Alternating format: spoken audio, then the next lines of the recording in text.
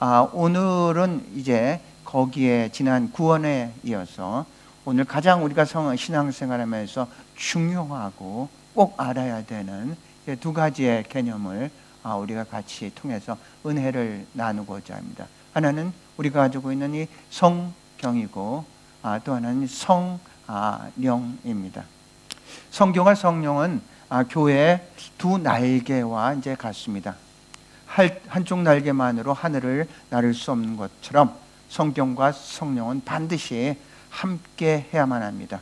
우리의 신앙에 균형이 있게 자라고 교회가 생명력 있게 세워지기 위해서는 성경과 성령을 반드시 같이 동시에 이루어져야 된다는 얘기입니다. 교회 역사를 돌아보아도 성령 없는 말씀 운동은 차갑게 율법주의로 흐르고 말씀 없는 성령 운동은 쉽게 신비주의로 변질이 됩니다. 그러므로 말씀과 성령은 언제나 하나로 역사하며 이 둘의 조화를 이룰 때 교회와 성도는 비상할 수 있습니다. 오늘은 성경과 성령의 관계를 살펴보며 같이 은혜를 나누고자 합니다. 말씀을 전하고 또 들을 때 성령의 기름 부음이 함께 있어지고 피차간에 은혜의 시간이 되기를 축복합니다. 먼저 우리가 이제 볼 것은 영어로 이렇게 일부러 이제 우리는 말을 들은 때 청년들이 위해서 영어로 했습니다. 모든 성경은 하나님의 감동으로 이렇게 됐다고 이렇게 있습니다. 하나님의 감동입니다. 감동이라는 것은 이것은 이제 하나님의 호흡이란 얘기입니다. 헬라어로 말하면 theos라는 것은 이게 하나님이라 뜨고 푸니스토스라는 것은 호흡, 숨결 이런 얘기입니다. 그러니까 성령은 어떻게 기록이 됐냐? 하나님의 호흡을 불어주셔서 그 호흡을 받은 사람들이 기록한 글이란 얘기입니다. 그래서 성령의 원저자는 성령이지 사람이 아니란 얘기입니다. 성경은 인간의 지혜로 기록된 문서가 아니라 성령께서 선지자와 사도를 감동시켜 기록한 하나님의 말씀이란 얘기입니다. 후서를 보면 예언은 언제든지 사람의 뜻으로 낸 것이 아니로 오직 성령의 감동하심을 입은 사람들이 하나님께 받아 말한 것이라고 증언하고 있습니다. 성경은 한 1600년 정도 이렇게 오랜 기간 동안 기록이 되어 있고 저자들은 한 40명 정도 이렇게 되어 있습니다. 1600년 동안 아주 저자들의 직업은 왕으로부터 어부, 목동 아주 다양한 그런 사람들이 1600년에 걸쳐서 기록한 글이 성경인데, 그런데 놀랍게도 성경은 예수 그리스도를 증언하는 그 한 가지의 이기로 초점을 맞추고 있다는 얘기죠. 우리가 유명한 우리 작가들도 이렇게 보면은 전개 쓴 것과 중개 쓴 것과 후계 쓴 게 좀 작품이 어떤 사상이 많이 다른데, 그런데 1600년 동안 아주 다른 배경을 가진 사람, 시대도 아주 다른 사람들이 글을 썼는데 같은 이야기를 썼다. 그렇다면 이걸 과연 사람이 썼다고 우리가 할 수가 있겠느냐? 그럴 수는 없다는 얘기죠. 구약은 오실 예수 그리스도에 대해서 썼고 신약은 오신 예수 그리스도에 대해서 썼습니다. 서양 문명의 어떤 기초는 이제 성경입니다. 성경을 알지 못하면은 어떤 대화 자체가 이어지지를 못하는 그런 가장 기초적인 바탕을 깔고 있는 게 성경입니다. 성경은 지금도 세계 최고의 베스트셀러입니다. 수많은 사람들이 다양한 이유로 성경을 읽습니다. 우리가 생각하는 것처럼 성경을 읽는 사람은 어떻게 하면 믿음을 더 돈독하게 할까? 어떻게 하면 내가 예수를 믿을까? 해서 성경을 읽는 사람도 있지만 그 반대 사람도 있습니다. 왜 사람들은 이 성경을 읽는 거야? 내가 이 성경의 모순을 발견을 해서 내가 만천하에 내가 공개하겠다. 이런 식으로 해서 성경을 읽는 사람도 있다는 얘기입니다. 우리가 잘 알고 있는 벤 허라는 영화가 있습니다. 벤 허의 영화는 윌리스라는 사람이 이제 소설로 쓴 겁니다. 이분은 기독교인들에 대해 반대하고 이 성경의 모순을 캐내기 위해서 성경을 읽기 시작했습니다. 그러다가 성경을 읽다가 변화가 돼서 쓴 책이 바로 벤 허이고, 우린 그 영화를 통해서, 그 소설을 통해서 많은 감동을 아직도 우리는 받고 있죠. 성경은 영어로 테스트먼트라고 그러고도 캐논이라고도 합니다. 테스트먼트라는 것은 언약이란 이런 뜻입니다. 캐논이라는 것은 모든 것의 잣대, 기준이란 얘기입니다. 구세군의 11교육의 교리문인데 그 첫 번째 교리가 이제 성서론입니다. 첫 번째 교리가 이렇습니다. 우리는 신구약 성서가 하나님의 영감으로 이루어졌으며 성서만이 그리스도인의 신앙과 실천의 표준임을 믿는다. 성서가 하나님의 영감으로 기록됐으며 이 성서가 신앙인들의 어떤 표준이라는 얘기죠. 신앙과 실천의 표준이 된다. 기준이라는 얘기입니다. 기준이라는 얘기입니다. 우리가 선택을 할 때 뭐가 기준이 되느냐? 자기가 기준이 되면은 굉장히 이기적인 사람이죠. 환경이 기준이 될 수도 있습니다. 환경이 기준이 돼서 선택을 하는 사람들은 굉장히 기회주의자입니다. 마치 박쥐가 동물이 이겼을 땐 동물 편 듣고 새 조류가 이겼을 땐 조류 편이라고 얘기를 한 것처럼 그 상황에 따라서 선택을 한다면은 그건 굉장한 기회주의자입니다. 지난 금요일 날 다니엘서에 대해서 묵상을 하고 카톡으로 보냈습니다. 다니엘서 1장 8절에 보면은 다니엘은 바벨론의 제1차 포로로 바벨론으로 끌려왔던 사람입니다.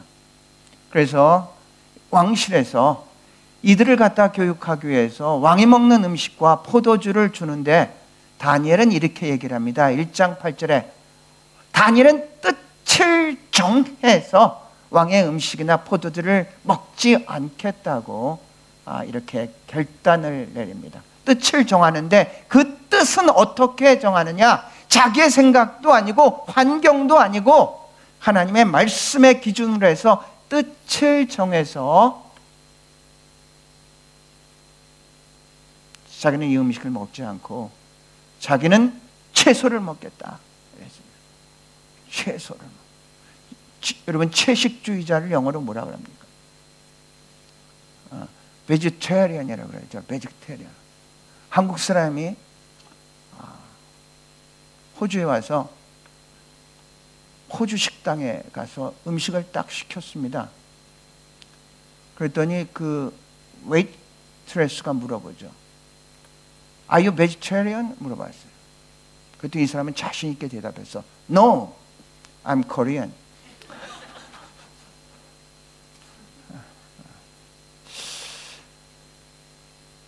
여러분이 선택을 할 때 선택의 기준이 뭡니까? 우리 인생을 살아가면서 기준이 있어야 되죠. 기준이 없는 사람은 인생을 표류합니다. 하지만 분명히 기준이 있는 사람들은 인생을 항해합니다. 표현하는 사람은 그 환경에 의해서 결국 흔들리다가 좌초하게 되지만 분명한 기준을 가진 사람은 그 목적지로, 환경은 비슷할지 몰라도 그 목적지를 향해서 계속해서 전진하게 됩니다. 인생의 바다에서 우리는 분명한 기준을 가지고 있는 나침판이 있어야 되죠. 나침판이 없는 그런 배는 그냥 상황에 따라, 환경에 따라, 처지에 따라 왔다 갔다 하다가 그냥 생을 마감하게 될 겁니다. 하지만 성경이란 분명한 나침판을 가지고 있는 사람들은 우리가 어디에서 왔는지를 알고 우리가 어디로 갈 건지를 알고 있기 때문에 오늘 우리가 어떻게 살아갈지를 우리가 알고 오늘을 살아가는 사람들이란 얘기입니다. 많은 사람들은 모릅니다. 그냥 주어진 하루하루 그냥 사람들에 의해서, 환경에 의해서 그냥 왔다 갔다 하다가 어느 순간 보니까 삶의 마지막 순간에 살았던 삶에 대해서 후회하는 그런 삶을 살다가 세상을 마치게 되죠. 성경 우리가 어디서 왔으며 어디로 갈지를 분명히 제시를 하고 있기 때문에 그래서 오늘 우리가 어떻게 살아가야 될지를 우리는 알고 살아가고 있다는 얘기입니다. 두 번째로 우리가 생각할 것은 이 성경은 성경의 저자일 뿐만 아니라 이 성경을 읽는 사람들에게 조명을 해서 성경의 뜻을 깨닫게 해준다는 얘기입니다. 오늘 본문을 거기를 보면은 보혜사 곧 아버지께서 내 이름으로 보내실 성령 그가 너희에게 모든 것을 가르치고 내가 너에게 말한 모든 것을 생각나게 한다고 했습니다. 보혜사라는 것은 파라클레토스입니다. 파라클레토스란 의미는 성경 전체 5번이 나옵니다. 요한복음에 4번 나오고 요한 1서에 이제 1번 나옵니다. 그것을 영어로 번역하면 한 4가지로 파라클레토스를 번역합니다. 저기에 보면 파라클레토스, 보혜사, 카운셀러라고 하는데 카운셀러라는 말이 있습니다. 우리가 누구랑 어떻게 이야기할 수 없을 때 바로 성령이 우리의 카운셀러가 돼서 우리의 이야기를 다 들어주고 해결책을 제시해 주는 그런 카운셀러라는 얘기입니다. 두 번째는 컴포터입니다. 우리가 애통하고 우리가 너무 힘들 때 우리를 위로해 주는 분이 그분이 성령이라는 얘기입니다. 세 번째는 헬퍼입니다. 돕는 자입니다. 성령이 우리를 계속해서 이제 돕는 분입니다. 우리는 예수 그리스도를 믿는다는 것은 우리 안에 성령이 거하고 계시기 때문에 우리가 크리스찬이라고 했습니다. 그런데 우리 안에 성령은 계시는데 그런데 우리는 전혀 도움을 요청을 하고 있지를 않다는 얘기입니다. 성령이 우리 안에 어디 저기 사랑방 한 채에 그냥 앉아있는 그런 분으로 착각하면서 신앙생활을 한다는 얘기입니다. 성령은 언제나 우리 안에 거하시고 우리의 주인으로서 우리를 돕기를 원하시는 줄로 믿습니다. 네 번째 성령의 애드보케이트입니다. 대언자입니다. 우리가 무슨 얘기를 할지를 모를 때 우리를 대신해서 말씀해 주는 그런 분입니다. 우리는 어디에 있을 때 굉장히 두렵지 않습니까? 말씀을 대언하는 자로서 두려움과 떨림이 언제나 있습니다. 36년간 목회를 하면서 매주일 말씀을 전했음에도 불구하고 매주일 새로운 두려움과 떨림을 가지고 있습니다. 그래서 기도하죠. 하나님 오늘도 성령이 전하게 제 입술을 주관하여 주셔서 하나님이 전하시고자 하는 그 말씀만 전하게 해 주시옵소서. 아까 김은효 장관이 기도를 했을 때 선지자적으로서 이렇게 좀 잘 전하게 해달라고 그렇게 은혜를 허락해달라고. 제가 여기에 쓴 것은 그런 겁니다. 하나님을 대신해서 말씀을 전하기 때문에 선지자입니다. 제가 만약에 여기에서 저쪽을 향한다면 여러분을 대신해서 하나님께 간구함으로써 제사장의 역할을 감당하는 것이죠. 인간적으로 할 수 있는 것은 아무것도 없죠. 우리 안에 있는 성령, 내 안에 있는 성령을 의지할 수밖에 없다는 얘기입니다. 그래서 우리는 성경을 읽을 때 성령의 조명을 받아야 됩니다. 성령의 가르침을 우리가 받아야 된다는 얘기죠.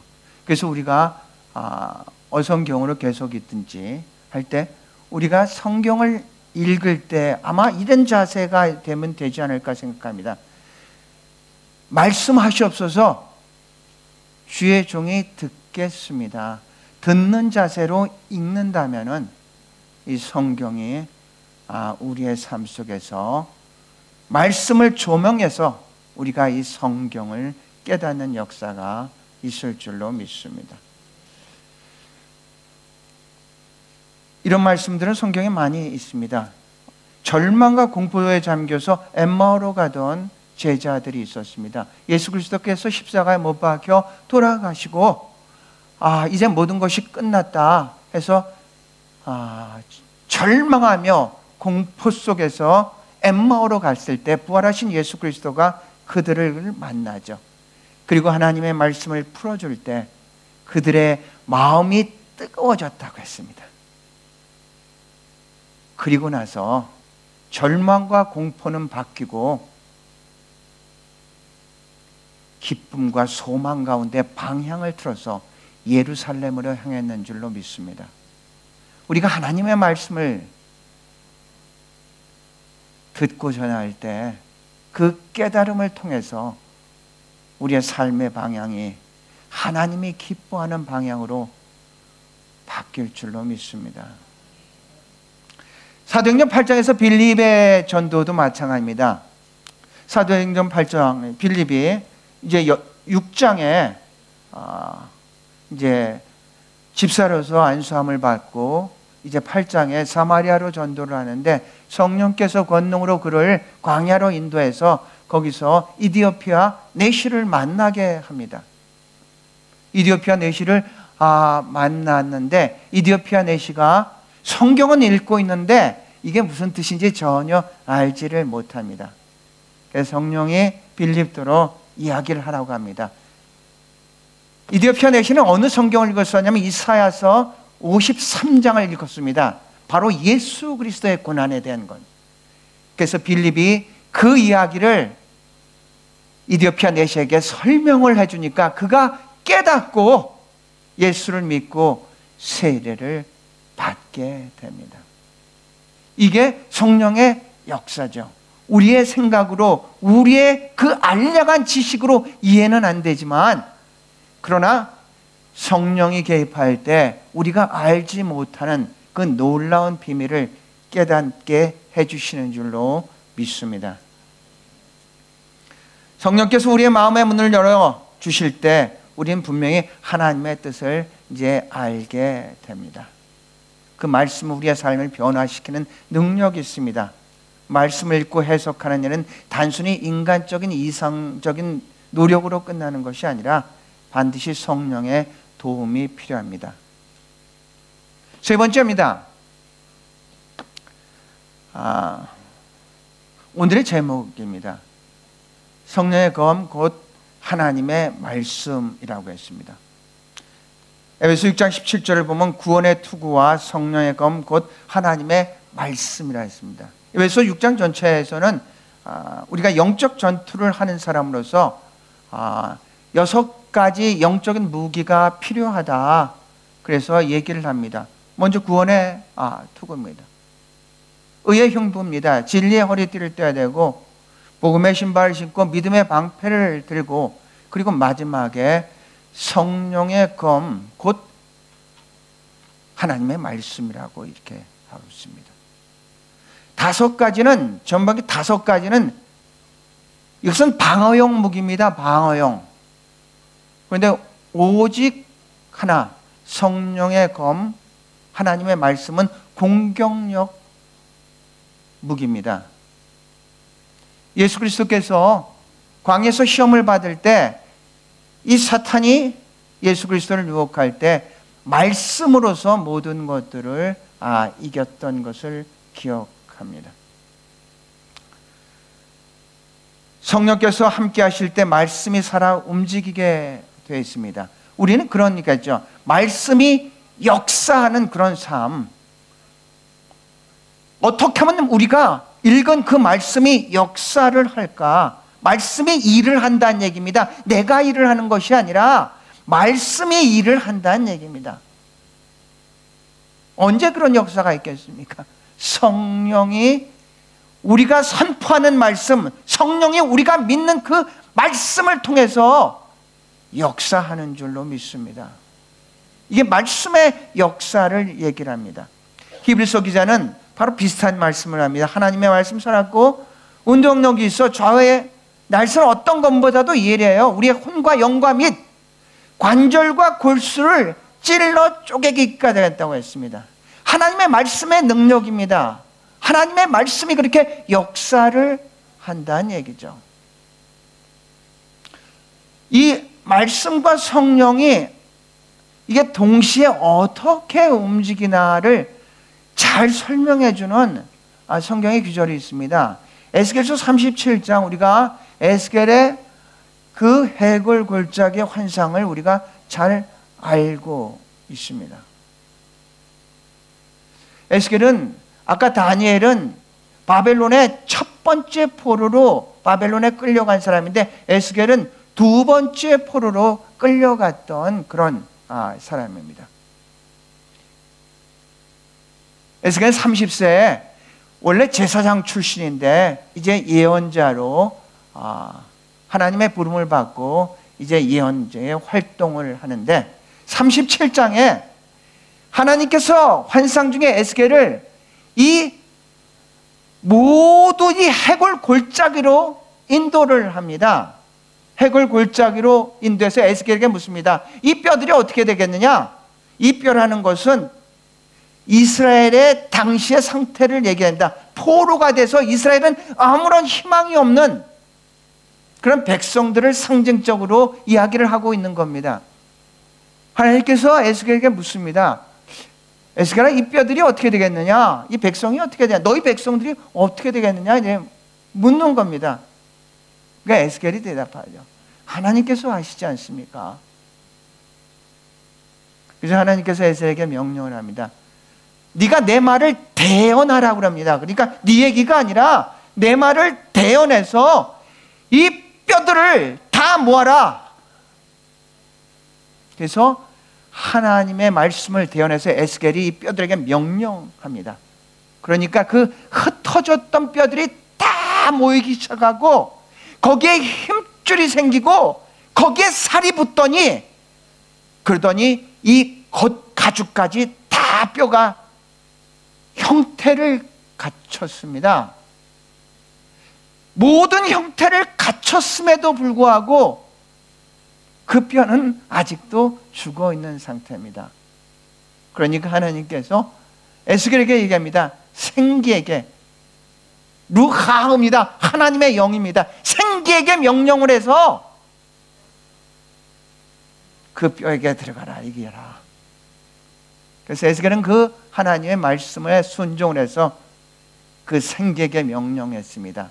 그랬더니 이 생기들이 그 맞춰진 그 시신 쪽으로 다 들어가면서 거대한 군대가 된 줄로 믿습니다. 우리가 혹시 그런 상태가 아닙니까? 우리는 다 형식도 없고 모양도 있고 다 사람들 보기에 살았다고 얘기를 하면서 오늘을 살아가는데, 그런데 우리 안에 하나님의 영, 그 생기가 없어가지고 살았다고 얘기는 하지만 죽어있는 상태로서 우리가 혹시 신앙생활하는 것은 아닙니까? 육보다 중요한 것은 정신이고 정신보다 중요한 것은 영입니다. 영이 죽어 있다면은 나머지도 다 죽어 있는 겁니다. 하나님께서 이런 겁니다. 하나님이 인간을 창조할 때 창세기 1장도 있고 창세기 2장도 있는데, 창세기 1장에는 1장 27절에 하나님이 인간을 하나님의 형상대로 만들었다고, 창세기 2장에는 2장 7절에 하나님께서 흙으로 사람을 만들고 생기를 코에 불어넣으니까 생명이 되었다고 합니다. 인간은 어떤 동물이나 식물과는 본질적으로 다릅니다. 하나님의 형상대로 인간은 영적인 존재로 창조되었다는 얘기입니다. 영적인 존재라는 얘기입니다. 우리가 영적인 존재인데 그 영에 대해서는 아무런 관심도 없고 알지도 못하고 육신적으로 그냥 정신적으로서만 살아간다면은 우리는 사실은 살았다고는 하지만 죽어 있는 상태라는 얘기입니다. 우리는 영적인 존재입니다. 언제나 영에 민감해야 된다는 얘기죠. 성령이 함께 하실 때 말씀의 능력이 되어 죄는 변화되고 상한 영혼은 회복시키시며 교회는 새롭게 됩니다. 말씀을 마치려고 합니다. 성령은 말씀을 기록하셨습니다. 성경의 저자는 성령이라는 얘기입니다. 분명히 기억하셔야 됩니다. 성경의 원 저자는 성령이다. 그 성령은 말씀을 조명해서 성경을 읽는 자를 깨닫게 하신다는 얘기입니다. 그래서 우리는 성경을 읽을 때 성령의 도움을 구합니다. 하나님 말씀하시옵소서, 주의 종이 듣겠습니다. 그 말씀은 성령이 임할 때 능력으로 나타나게 되어 있습니다. 그러므로 성도는 날마다 말씀을 가까이 하며 동시에 성령의 도우심을 구해야 합니다. 말씀 없는 성령 사역은 신비주의로 흐르고요, 성령 없는 말씀은 율법주의로 치우치게 되어 있습니다. 성령과 말씀은 결코 분리될 수 없는 하나의 역사로 이루어지게 되어 있습니다. 우리가 2019년 4월 14일 첫 번째 사택에서 예배를 드리고, 그때 표나 지금의 표나